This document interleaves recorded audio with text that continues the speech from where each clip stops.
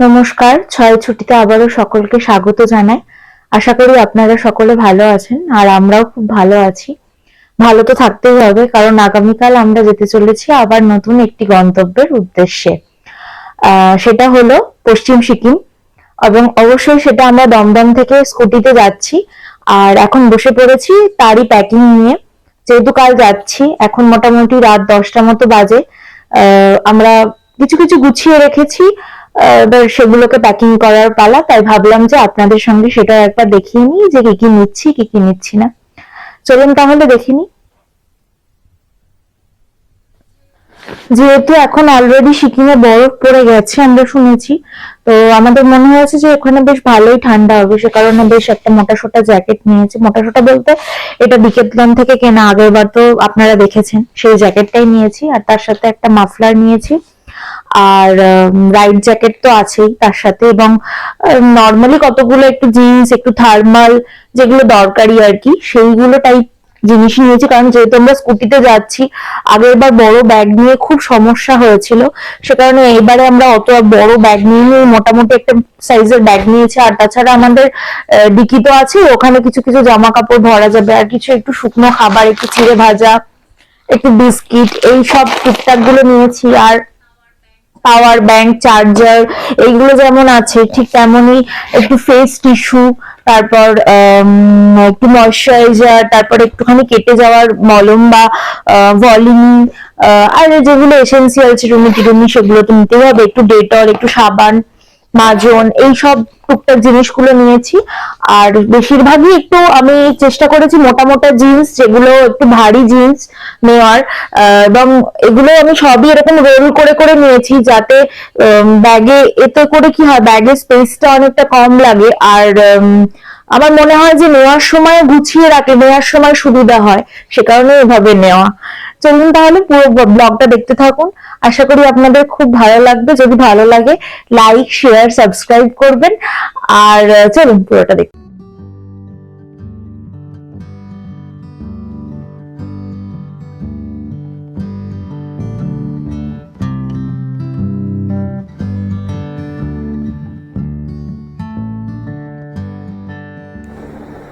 এখন আমরা রেডি হচ্ছি সিকিম যাওয়ার উদ্দেশ্যে। আজকে আমরা যাবো শিলিগুড়ি। এখন বাজে ভোর 4টে। আমরা এখন রওনা দেবো শিলিগুড়ির উদ্দেশ্যে। রাতে রাস্তা খুব অন্ধকার এখন, তাই রাস্তায় হয়তো সেরকমভাবে সকালে ভিডিও দেখানো হবে না। দিনের আলো ফুটলেই আবার ভিডিও তোমাদের কাছে দেখাবো। তো দেখো, আমরা এখন রেডি হয়ে নিচ্ছি, তানিয়া রেডি হচ্ছে। আমরা এখন বেরোবো গন্তব্যের উদ্দেশ্যে। চলো দেখতে থাকো ছয় ছুটি।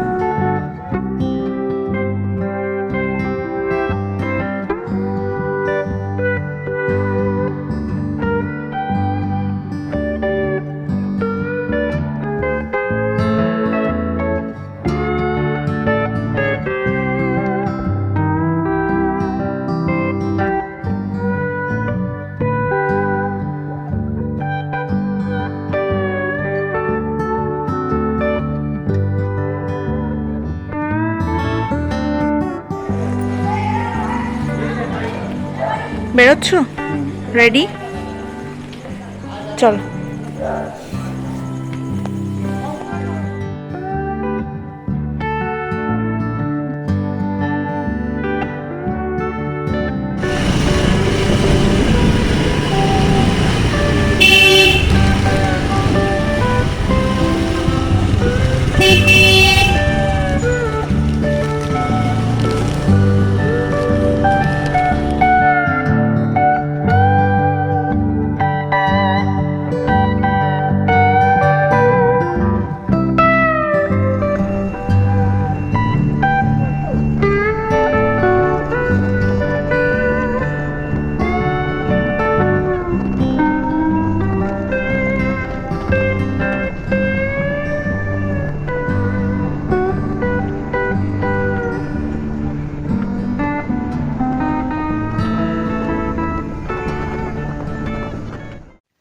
এখন সবে সবে আলো ফুটতে শুরু করেছে, আর আমরা জাস্ট ভিডিওটা করা শুরু করলাম। আগে একটা জায়গায় আমরা চা খেয়েছি দাঁড়িয়ে, আর এখন একদম মানে পুরোটা যতটা তাড়াতাড়ি আর কি যাওয়া যায়, কারণ সকালের দিকটাতে তো রাস্তা ভীষণ ফাঁকা থাকে আর ফাঁকা রাস্তায় গাড়ি চালানোর খুব সুবিধে। সে কারণে আমরা আরো ভিডিও করিনি সকালের দিকটাতে। এখন আমরা আছি শান্তিপুরের কাছাকাছি। আর এই পর্যন্ত আমরা অনেকটা তাড়াতাড়িই চলে এসেছি, 4টেই বেরিয়ে এখানে বাজে 6:30 মতো, বেশ অনেকটা তাড়াতাড়ি চলে এসেছি। আর সেইভাবে খুব একটা দাঁড়ায়ও নি, রেস্টও নিইনি। আর তাড়াতাড়ি ব্রেকফাস্টটাও করে নেব, কারণ আমরা উঠেছি প্রায় 2:30-3টে, তো সে কারণে ব্রেকফাস্টটাও করে নেওয়াটা দরকার। তো পুরো রাস্তাটা এখন তো ভীষণ স্মুথ যাচ্ছে, কিন্তু ইসলামপুরের আগে কিছুটা খারাপ আছে, যেটা আমাদের স্কুটি যেহেতু একটু প্রবলেম হবে হয়তো, আর জানি না কি হবে। আর এখন আমরা দেখো দাঁড়িয়েছিলাম হচ্ছে বহরমপুর বাইপাসের কাছে। এখানে ব্রেকফাস্টটা করে নিচ্ছি এখন। ব্রেকফাস্টটা আমরা যতটা বাড়ির খাবার আর কি খাওয়া যায়, রুটি, একটু আলুর তরকারি, মিষ্টি আর একটু কলা এনেছিলাম বাড়ি থেকে। চলো এখন তাহলে খেয়ে নিই।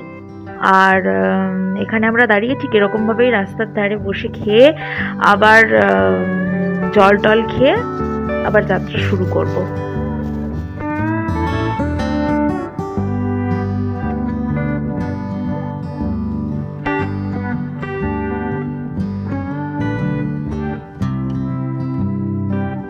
আমরা যে কত গ্রাম আর মানে রাস্তা পার করি। এখন আমরা আছি ওই ফারাক্কার আগে। এখান থেকে ফারাক্কা মোটামুটি 25 কিলোমিটার মতন দেখাচ্ছে গুগল ম্যাপে। আর গলাটাও ভীষণ শুকিয়ে এসেছে। চলো, এখানে একটা রাস্তায় আখের রস দেখতে পেয়েছি, একটু আখের রস খেয়ে নিয়ে তারপরে আবার যাত্রা শুরু করব। কারণ এখন সবে সবে ওই 10টা 10:30 মতো বাজে, কিন্তু তাতেই এত রোদের জোর, মানে গলা পুরো শুকিয়ে কাঠ হয়ে যাচ্ছে। আর এমনি এখন রাস্তাতে যে জ্যাম ট্যাম সেরকম কিছু পাইনি, তবুও এখন এখানেও রাস্তা ভীষণ স্মুথ, রাস্তা নিয়ে কোনো কথা হবে না, দারুণ রাস্তা।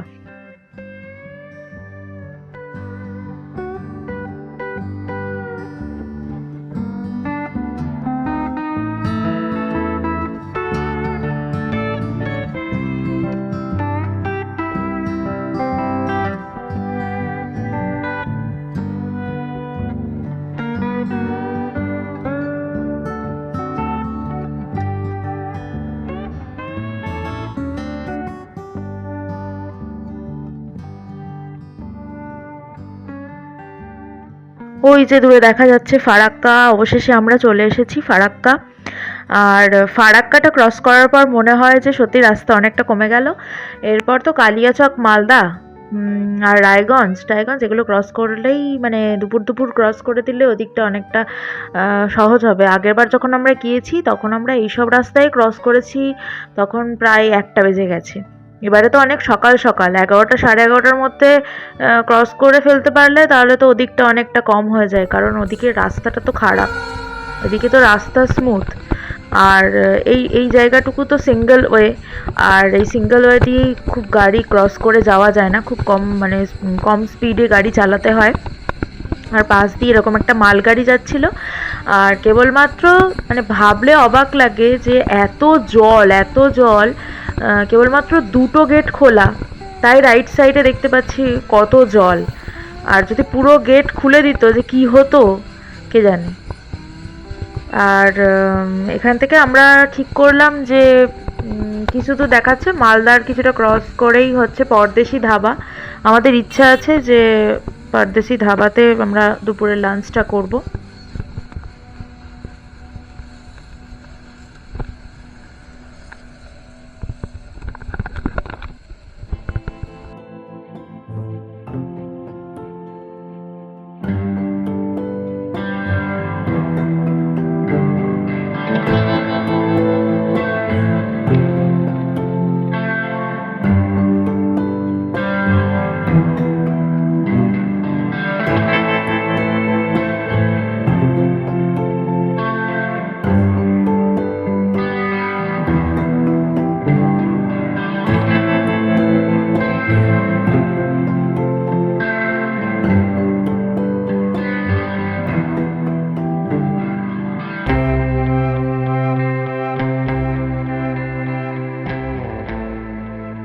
সামনেই দেখাচ্ছে পরদেশি ধাবা।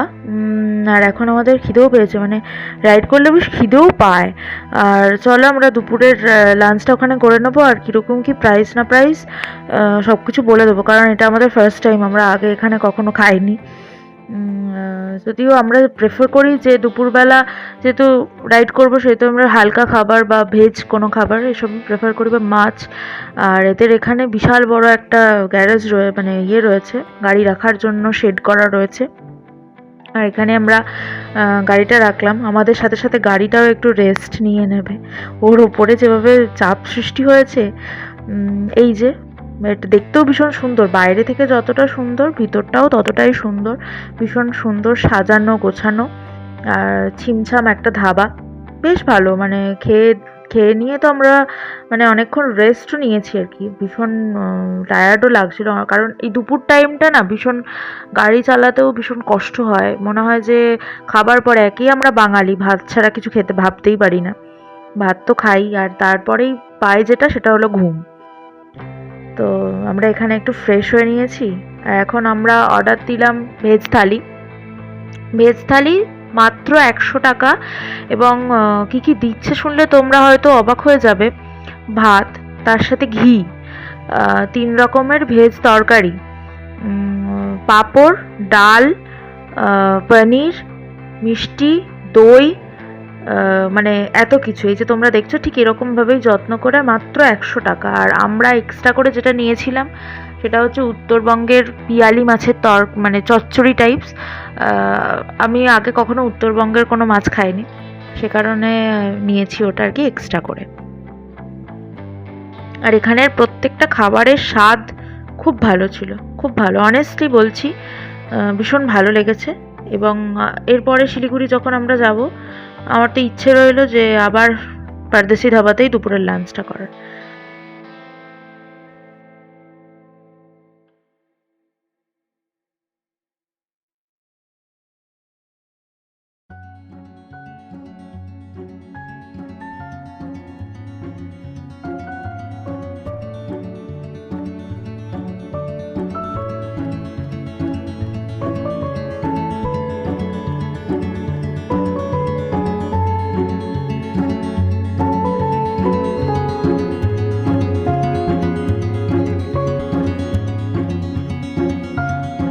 পারদেশি ধাবাকে টাটা করে আমরা এখন আবার এগিয়ে চলেছি সামনের দিকে। আস্তে আস্তে বিকেল হয়ে সন্ধ্যা হয়ে গেল। আমরা রায়গঞ্জের কাছে একটা সিঙ্গেল ওয়ে দিয়ে এসেছি, কারণ ওটা 20 কিলোমিটার মতো কম হতো। হ্যাঁ, বাজার টাজার পড়েছে, বাট ভীষণ প্রবলেমও হয়েছে। কিন্তু আর ওদিকে রাস্তা আরও খারাপ, মানে রাস্তায় শুধু বড় বড় গর্ত। হয়তো ওটা দিয়ে যেহেতু হাই রোড, সিঙ্গেল ওয়ে নয় ডবল ওয়ে, সে কারণে অনেক তাড়াতাড়ি পৌঁছে যেতাম। কিন্তু আমরা এই সিঙ্গেল ওয়েটা ধরেছিলাম একটাই কারণে, সেটা হচ্ছে যে এদিকে রাস্তাটা খুব ভালো। কারণ খারাপ রাস্তায় একদম গাড়ি চালালে যে পিছনে বসে থাকে তার আর কিছু থাকে না কোমরে। তো এখন ওই মোটামুটি ইসলামপুরের কাছাকাছি আছি, আর এখন বাজে মোটামুটি সন্ধ্যা 7:30 মতো। আমরা আর কিছুক্ষণের মধ্যেই শিলিগুড়ি পৌঁছে যাব আশা রাখছি। আমরা শিলিগুড়ি তো প্রায় ঢুকছি, আর আমরা থাকবো হচ্ছে নিউ বজরংবলী ট্যুরিস্ট লজে, কারণ এখানে আমরা আগের বার ছিলাম, আর বেশ ভালো, ওদের ব্যবহারও খুব ভালো। চলো তাহলে আজকের মতো টাটা। যদি ভিডিওটা ভালো লেগে থাকে লাইক শেয়ার সাবস্ক্রাইব করো, পাশে থেকো।